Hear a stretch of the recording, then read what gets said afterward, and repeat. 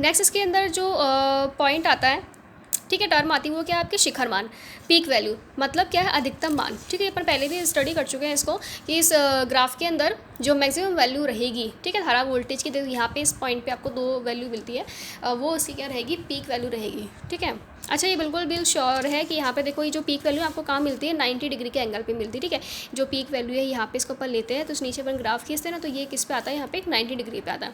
180 degree पे वापस 0 हो जाती है, 270 पे वापस क्या जाएगी, आपको माइनस के अंदर आपको नेगेटिवली वो वैल्यू मिलेगी। फिर वापस अगेन ये 360 डिग्री बोल लें, या फिर नेक्स्ट हाफ साइकिल, नेक्स्ट जो पॉजिटिव साइकिल स्टार्ट होगा उसके लिए 0 बोल लें, यहाँ पे वापस इस साइकिल का क्या हो जाएगा, एंड हो जाएगा। ओके, इसकी नेक्स्ट टर्म जो आती है वो क्या है, वर्ग माध्य मूल मान। ठीक है, वर्ग माध्य मूल मान। ठीक है, शॉर्टकट में यह बोलते हैं इसको अपन RMS वैल्यू। ठीक है, RMS वैल्यू मतलब रूट मीन स्क्वायर वैल्यू। ठीक है, रूट मीन स्क्वायर वैल्यू समझते हैं इसको क्या है, मीन्स एक तरीके से करंट की वैल्यू है ये। ठीक है, करंट है, वोल्टेज है, उसकी ही वैल्यू है, वर्ग माध्य मूल मान। अब देखिए इसको समझते हैं कि क्या चीज़ है ये। आपके सामने वापस ये ग्राफ है। ठीक है, अभी जो अपन थोड़ी देर पहले समझा। अब देखिए इसके अंदर अगर आपसे पूछा जाए इस पूरे ग्राफ को देख करके बताओ कि करंट की वैल्यू कितनी है, ठीक है, तो आप क्या देख के बोलोगे करंट की वैल्यू क्या है। करंट की वैल्यू तो यहाँ पे 0 एम्पियर है। ठीक है, फिर वापस यहाँ पे क्या करंट की वैल्यू जो थोड़ी थोड़ी बढ़ गई है इधर। ठीक है, हर एक जो सेकेंड ऑफ टाइम है उसके ऊपर क्या है, करंट की वैल्यू बढ़ रही है। फिर यहाँ पे 10 एम्पियर हो गई, फिर वापस कम हो गई, वापस यहाँ पे 0 हो गई, फिर यहाँ पे नेगेटिवली हो गई। तो आप क्या बोलोगे यहाँ पे। ठीक है, अगर मैं इसको चाहूँ कि इस करंट को आप वैल्यू में बताओ कि कितने की एम्पियर की करंट है, तो आप यहाँ पे बिल्कुल इसको बोल नहीं पाएंगे, क्योंकि अपने पास में कुछ इफेक्टिव वैल्यू नहीं बोल अपन इफेक्टिव वैल्यू नहीं है कि क्या टोटल जो करंट है कि हाँ इसमें ना इतनी करंट बह रही है। तो आप कुछ नहीं बोल सकते यहाँ पे 10 एम्पियर तो सिर्फ एक ही टाइम रही है, -10 रही है, यहाँ पे इधर अलग अलग वैल्यूज़ में रही है। तो इसके लिए अपन को एक ऐसे वैल्यू की ज़रूरत पड़ेगी। ठीक है, एक ऐसे वैल्यू की ज़रूरत पड़ेगी जहाँ पर हम बोल सकें कि हाँ इस वाली डायग्राम की तक करंट की वैल्यू इतनी है। ओके, तो ये इसका क्या हो जाएगा, प्रभावी मान से आप इस RMS वैल्यू को क्या कर सकते हैं, आप कैलकुलेट कर सकते हो। ठीक है, अब आप ये तो हो गया कि आप इसको आप कैलकुलेट कैसे करोगे, या आप कैसे इसको चेक करोगे कि हाँ ये इतनी करंट है। उसको अपन एक DC से कंपैरिजन करते हैं। कैसे कंपैरिजन करते हैं DC से, वो देखते हैं। ओके, तो देखो यहाँ पे एक तरीके से मैं चीज़ बनाई है, यहाँ पे ब्लॉक सा डायग्राम। देखो यहाँ पे क्या लिया है, एक रेजिस्टेंस आपने लिया है। ठीक है, उसमें से करंट, अभी मैंने बोला कि DC से कंपैरिजन कराना है इसका, तो DC से अपन ने क्या लिया है कि यहाँ पे कोई करंट फ्लो करवाई है। ठीक है, वो कौन सी है, DCM करंट है। तो कोई सी भी एक अपन ने फॉर एग्जाम्पल ले लो यहाँ पे कि X एम्पियर करंट यहाँ से फ्लो करवाइए, रजिस्टेंस में से फ्लो करवाइए, तो नेचुरल सी बात है वहाँ पे क्या होगी, हीट उत्पन्न होगी, ऊष्मा उत्पन्न होगी।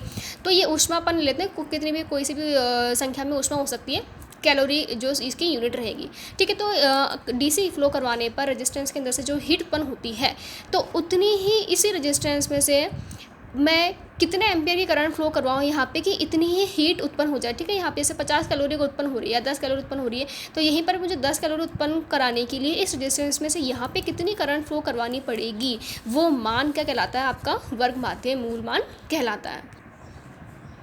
ओके, मैंने इसको यहाँ पे मेंशन भी कर दिया है। किसी प्रतिरोध में DC फ्लो कराने पर उत्पन्न ऊष्मा की मात्रा को AC सिस्टम में भी उत्पन्न कराने के लिए, ठीक है, इसी ऊष्मा को AC सिस्टम में उत्पन्न कराने के लिए अब यहाँ से कितनी करंट दोगे, आवश्यक धारा जो कहलाएगी वो उसकी RMS वैल्यू होगी। सेम ये चीज़ आप वोल्टेज के लिए भी अप्लाई कर सकते हो। मैंने यहाँ करंट का एग्जाम्पल लिया है, वोल्टेज के लिए भी यही रहेगा। ठीक है, अब इसको कैलकुलेट करने की अपने थ्योरेटिकल कंसेप्ट समझ लिया कि हाँ ये इस तरीके से है। ओके, तो अब देखते हैं कि इसको कैलकुलेटिव आप कैसे कर सकते हो।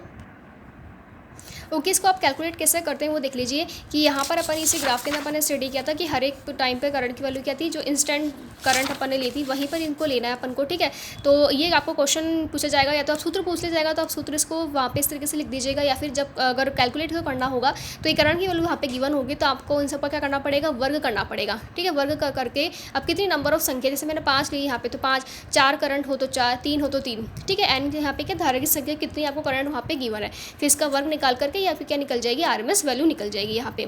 या फिर इसका सूत्र और किस तरीके से, अच्छा इस चीज़ को बिल्कुल आप ध्यान से देखिएगा, क्योंकि कई बार IT एग्जाम में तो आता है, तो जितने भी आपके टेक्निकल के एग्जाम होते हैं ना, हेल्पर्स के, उनके इधर क्वेश्चन कब इस चैप्टर में से ये क्वेश्चन है डेफिनेटली आते हैं, फॉर्मूले हैं या इन पे बेस्ड जो न्यूमेरिकल है वो डेफिनेटली आते हैं। तो वो इस प्रकार से अगर ये नहीं हो तो IRMS आप कैसे निकाल सकते हैं, आपको आई मैक्सिमम पता हो गया। आई मैक्सिमम कहाँ होती है, जो धारा की जो ये वैल्यू है पीक वैल्यू है, ठीक है, ये वैल्यू आपको वहाँ पे गिवन होगी और फिर वहाँ पे आपको IRMS पूछ लिया होगा। तो इसको आपको सिंपल 0.707 से क्या कर देना, मल्टीप्लाई कर देना, चाहे करंट के लिए हो चाहे वोल्टेज के लिए हो, वोल्टेज ठीक है, ERMS मतलब जो आपका EMF है या वोल्टेज है उसको ये 0.707 से मल्टीप्लाई करना है मैक्सिमम वैल्यू से, तो आपकी क्या निकल जाएगी, IRMS करंट की वैल्यू निकल जाएगी।